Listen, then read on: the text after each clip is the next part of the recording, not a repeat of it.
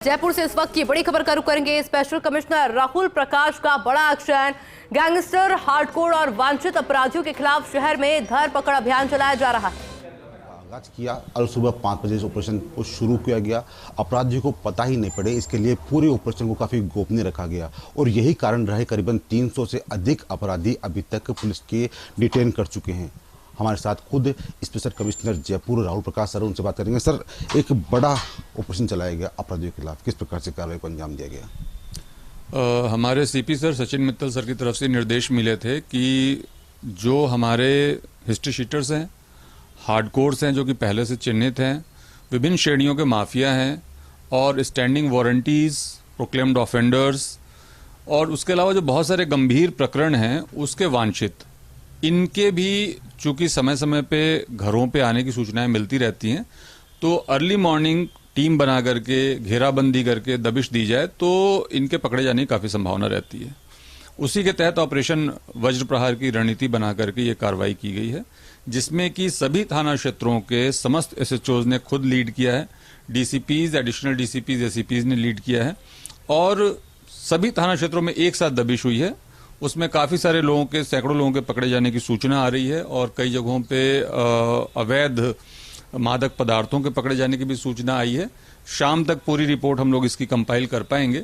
इसमें आसूचना के आधार पर भी कार्रवाई करने के निर्देश दिए गए थे कि अगर कहीं पे इस तरह की सूचना हो कि कहीं पे मादक पदार्थों के होने की संभावना हो, कोई अवैध हथियार के होने की संभावना हो, चोरी की गाड़ियों के होने की संभावना हो, किसी दूसरे राज्य के वांछितों के यहाँ पे छुपने की संभावना हो, तो उनके ऊपर भी कार्रवाई की जाए। तो सारे हेड्स के ऊपर एक साथ कार्रवाई की गई है। सर, अपराधी एक दूसरे संपर्क ना कर सके, इसके लिए एक साथ आपने आदेश दिए कि एक साथ दबिश दी जाए। इसमें जब कहीं पे कार्रवाई शुरू होती है तो ये सूचना फैलने में ज़्यादा समय नहीं लगता है। आज सोशल मीडिया का दौर है तो बहुत सारे अपराधी भी आपस में सोशल मीडिया से जुड़े रहते हैं, व्हाट्सएप से जुड़े रहते हैं, इसलिए ये एक साथ सभी थाना क्षेत्रों में शुरू की गई थी। तो जयपुर शहर में इलीगल्स आर्म्स आते हैं, उनके द्वारा ये वारदातें होती है, आप ये विशेष ध्यान रखते हैं हमेशा, इस बार से किस प्रकार से कार्रवाई? सर देखिए, हमारे कमिश्नर साहब का बहुत स्पष्ट आदेश है कि एक तो मादक पदार्थ जो हैं, नारकोटिक्स जो हैं, जो ड्रग्स हैं, वो जड़ से कमिश्नरेट से ख़त्म होना चाहिए और हमारा पूरी जयपुर कमिश्नरेट पुलिस का ये प्रण है कि इसको हम जड़ से समाप्त करेंगे। इसके साथ ही बहुत सारे जो अपराध हैं, चाहे वो बॉडली ऑफेंस हो या बहुत सारे प्रॉपर्टी ऑफेंस हो, लूट हो, डकैती हो, उसमें हथियारों का प्रयोग होता है। तो हथियारों संबंधी जो यहाँ पे स्मगल होकर के आते हैं हथियार, वो भी एक बहुत गंभीर अपराध है। उसको भी हम उसी तरीके से पीछा करके जड़ से खत्म करने का प्रयास करेंगे। इसके अलावा भी अन्य श्रेणी के जो अपराध है उस पर भी कार्रवाई होगी, लेकिन हमारा मेन टारगेट जो है वो मादक पदार्थ, अवैध हथियार और जो दूसरा बहुत महत्वपूर्ण होगा इसके अलावा वो है गैंगस्टर्स।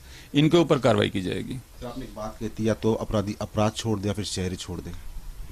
नहीं, इसमें अपराधियों के लिए हमारा जो कानून है वो एक सुधारात्मक कानून है। संविधान में ये व्यवस्था दी गई है कि अगर कोई व्यक्ति अपराध करता है, उसको सजा मिलती है, उसके बाद अपराध छोड़ देता है, तो बिल्कुल वैसे लोगों का समाज में स्वागत होना चाहिए।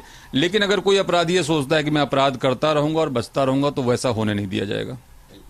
तो ये थे स्पेशल कमिश्नर राहुल सर, जिन्होंने साफ कहा कि जयपुर शहर को अपराध मुक्त बनाना प्राथमिकता है, जिससे कि जयपुर शहर के अंदर अपराधियों के लिए कोई जगह न हो और साथ साथ जिस प्रकार से इलीगल आर्म्स जयपुर शहर में आते हैं उनको भी रोका जा सके।